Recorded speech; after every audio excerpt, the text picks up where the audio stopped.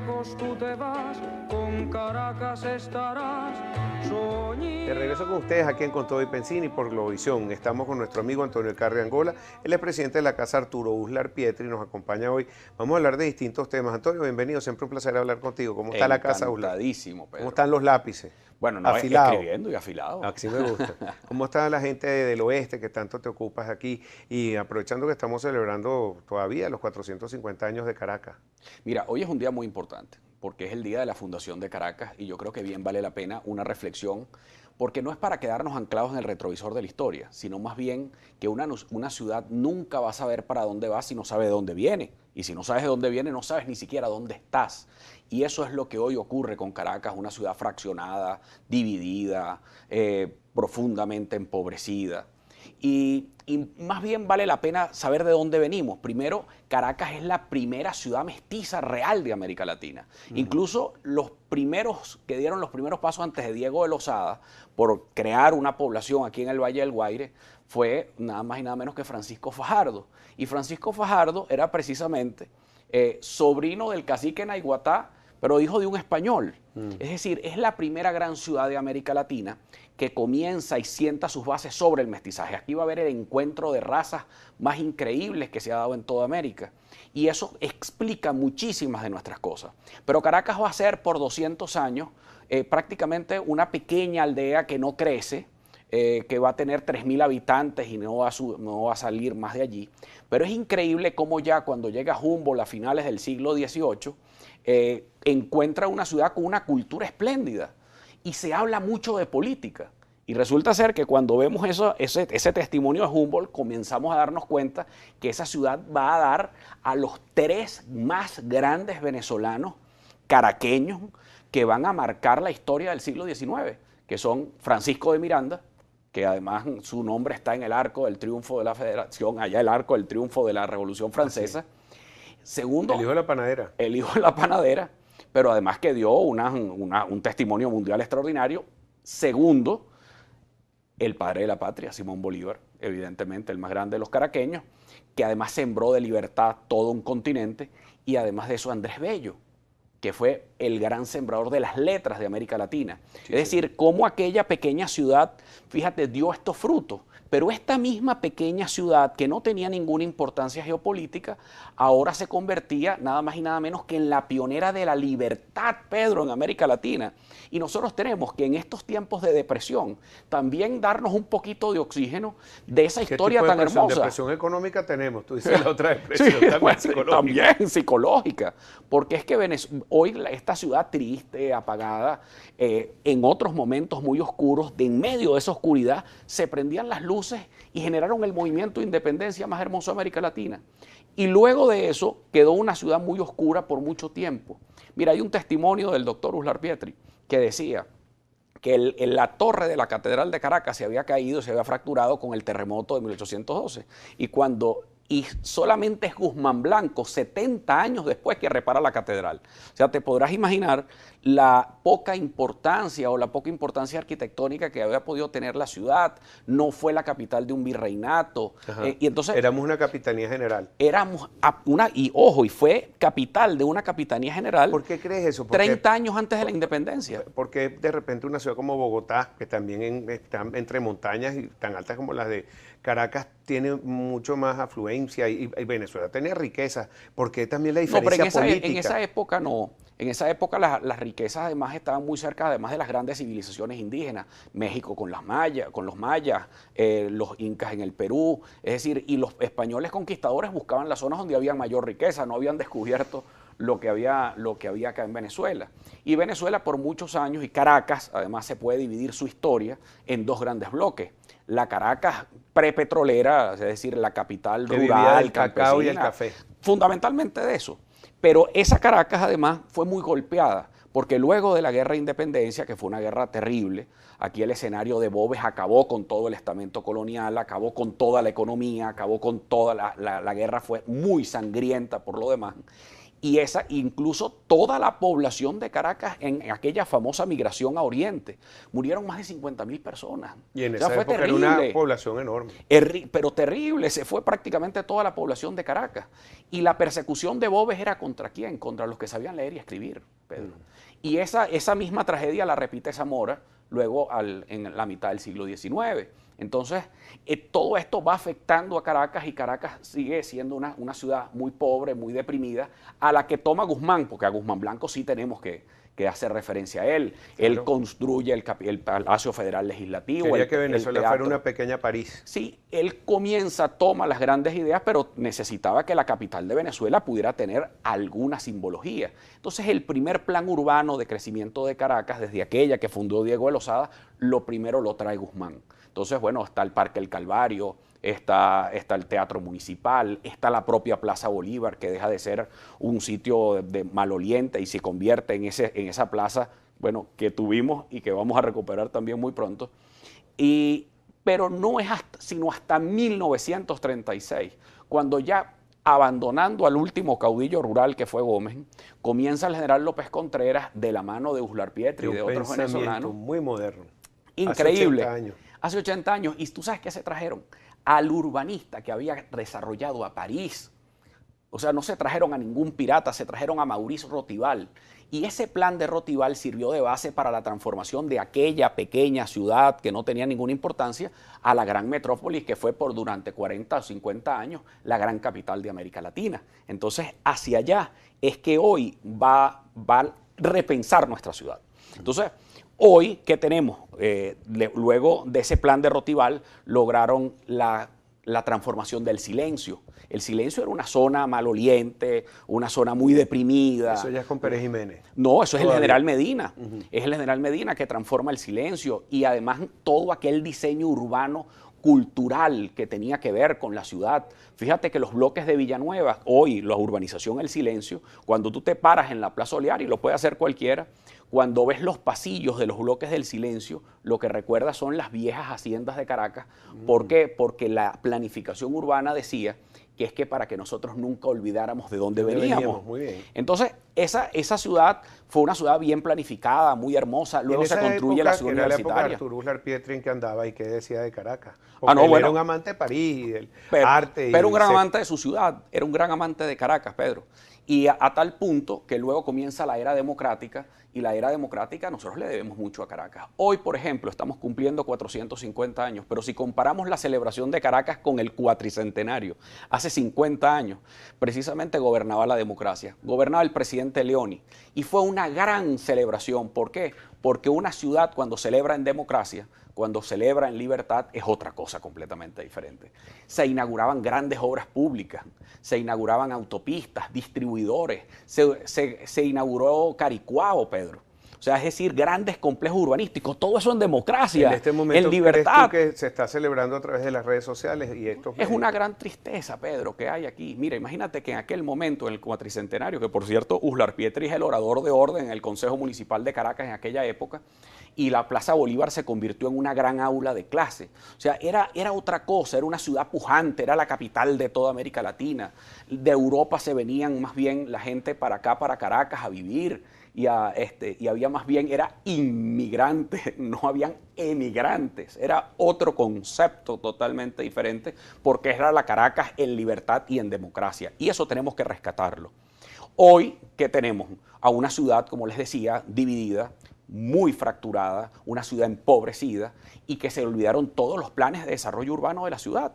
Y hoy, ¿qué tenemos que hacer? Pararnos firmes, conseguir la democracia, y hoy Libertador Caracas está dando una batalla extraordinaria, porque además lo que ha venido pasando en todos estos días, ¿quiénes han sido? La gente de Libertador, la gente del Valle, la gente de La Vega, la gente de Caricuao, la gente de la Cota 905, en todas partes han habido protestas y muy valientes de parte de ellos. ¿Por qué? Porque es una gente que quiere ver futuro. Incluso estas protestas que hemos visto durante estos 100 días tienen rostro joven, Pedro, y es porque la gente no ve futuro en Venezuela.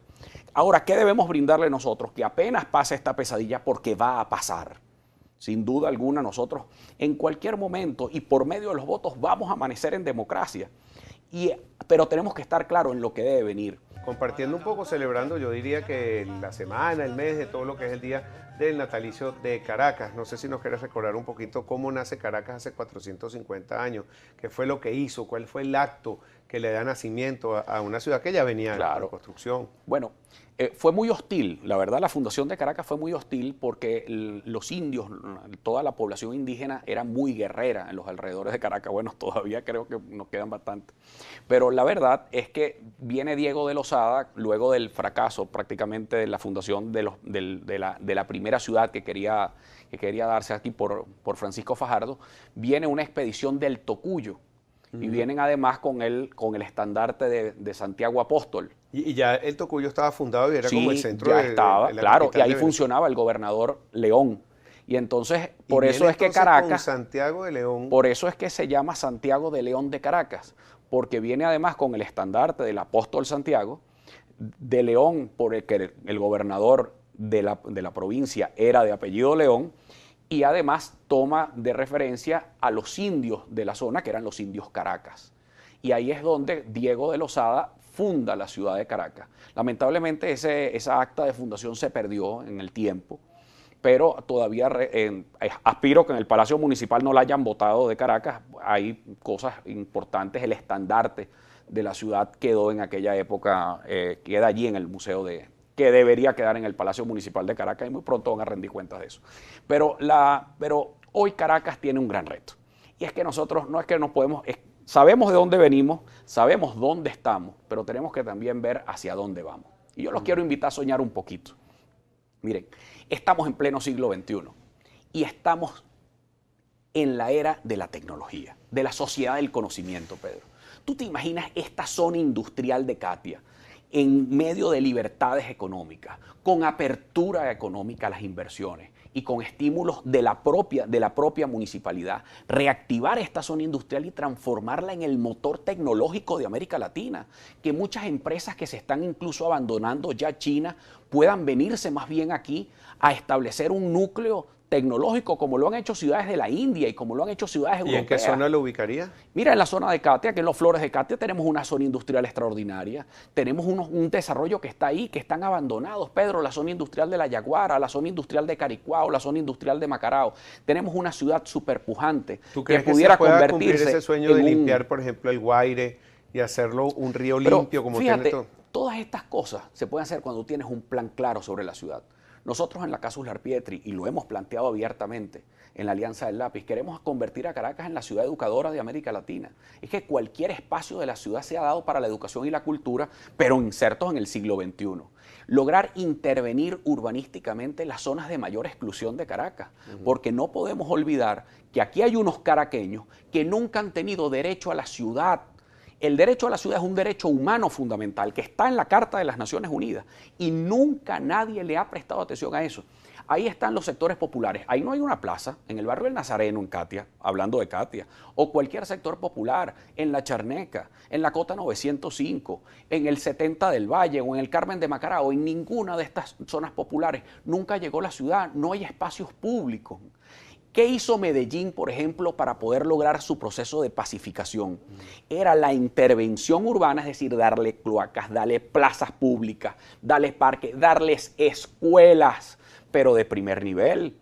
¿Por qué no hay una escuela premio de arquitectura en la Cota 905?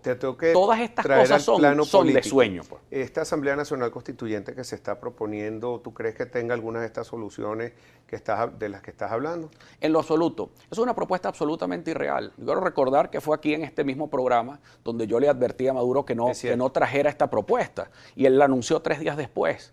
Mira, existe una extraña coincidencia en la historia de Venezuela, que cada vez que un autócrata se quiere prolongar en el poder indebidamente a través de una reforma constitucional y legítima, siempre viene acompañado de una rebelión. ¿Es historia de Venezuela o del mundo?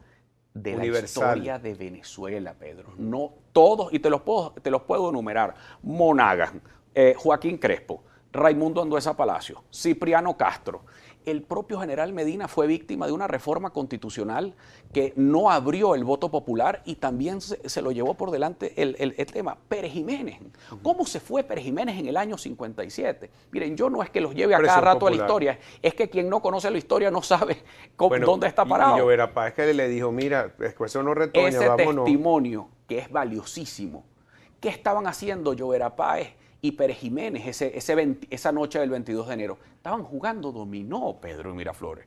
No se esperaban que aquello iba a cambiar, porque unos meses antes ya se le había dicho, vamos a buscar una salida democrática y electoral. Y por un ellos no. que obligaron a los empleados públicos a votar. Fíjate esta coincidencia histórica.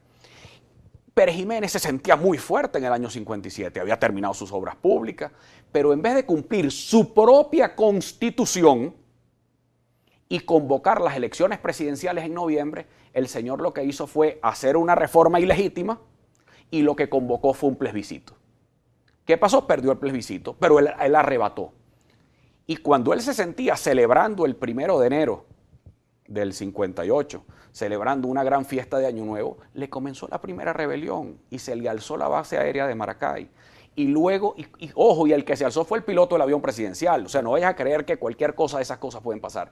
Pero nosotros, los venezolanos, no podemos estar confiando ya en estos hechos causuísticos, que se vaya a alzar nadie. No, aquí lo que queremos es que haya una salida política, electoral, de elección directa. Ahora, porque además que estamos frente a una situación mucho más grave, Pedro, ¿sabes qué es? La rebelión social.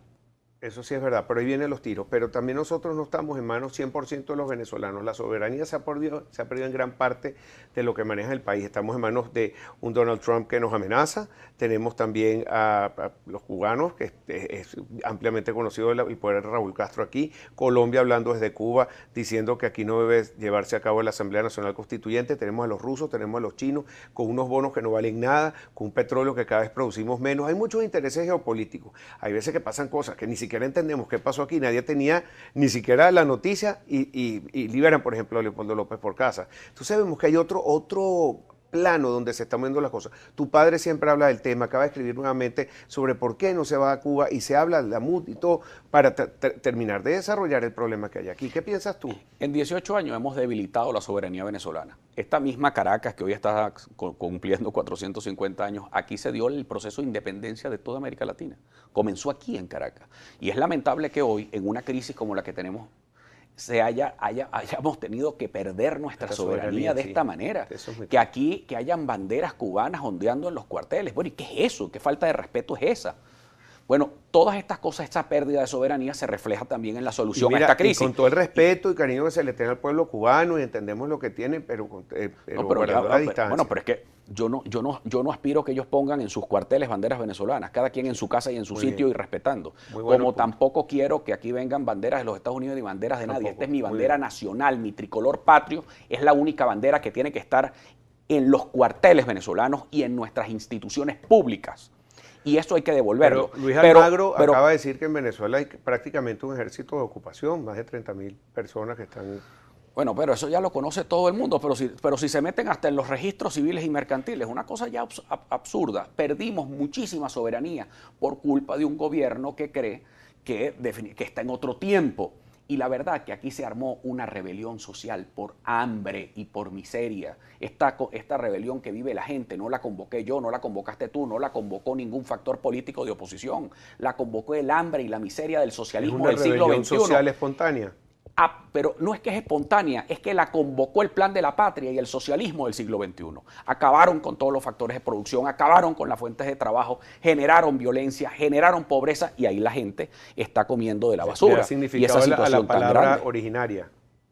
Eso le da valor a la palabra originaria, le da el significado. Y entonces llegando otra vez... Entonces llegar ahora, tratar de resolver esta profunda crisis social con una constituyente espuria es echar un bidón de gasolina en una montaña en llamas.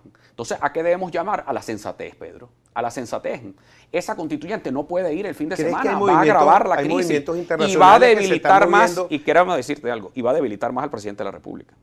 Si él cree que con eso se va a fortalecer más. Ya hablando de esa pérdida de soberanía, ¿crees que internacionalmente haya ciertos movimientos? Hemos visto que los bonos han repuntado y eso no pasa. Después se cayeron, desplomaron 15 puntos, nos bajaron el rating, todo de repente salta y hay mucho volumen.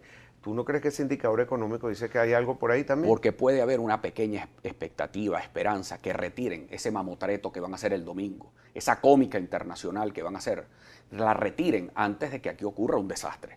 Y no es que uno esté amenazando, es que hay una realidad social que está allí. Mira, el domingo 16 de julio, aquí la gente salió, pero increíblemente a votar porque quieren una salida constitucional y pacífica. Los descontentos sociales como los que estamos viviendo tienen que tener siempre un cauce. Y para eso la Constitución diseñó una cantidad de sistemas para que la gente vaya y se desahogue a través del voto. ¿El propio presidente Maduro debería tener algún temor si se llega a ganar esa asamblea? Bueno, esa yo no sé, yo constituyente? siempre invito al presidente de la República, cualquier venezolano que me quiera escuchar del lado del proceso, obviamente no los beneficiarios, que vean muy bien los procesos históricos de Venezuela, en especial los dos últimos, que fueron donde hubo Asamblea Nacional Constituyente. En el año 1947 hubo una Asamblea Nacional Constituyente presidida por Andrés Eloy Blanco, el presidente era Rómulo Betancourt, pero Andrés Eloy Blanco no venía a discutirle, además, el poder a Betancourt. En el caso, en el año 99, aquí hubo una constituyente donde el jefe político era Hugo Chávez y el presidente de la constituyente era Luis Miquilena. No iba a venir a discutirle el poder al presidente de la República. Pero ahorita puede correr ese peligro. Este peligro, cuando tienes al presidente en una situación de tanto riesgo, el presidente de la constituyente le va a venir a discutir también. Y eso lo que va a generar es una situación de mucho más anarquía, de mucho más caos y mucho más desorden para el país. Y uno más que es la MUD y un nuevo presidente que es la calle. Créeme que en cualquier momento amanecemos en democracia. Amén, así sea. Amén. Bueno, muchas gracias, Antonio Carri, presidente de la Casa Uslar. Se me acabó el tiempo volando, así que muchas gracias. Despido el programa, les recuerdo se les quiere. Aquí en Con Todo y Pensini por Globovisión. Hasta luego. Yo quiero tanto a mi Caracas, que mientras diga no podré olvidar.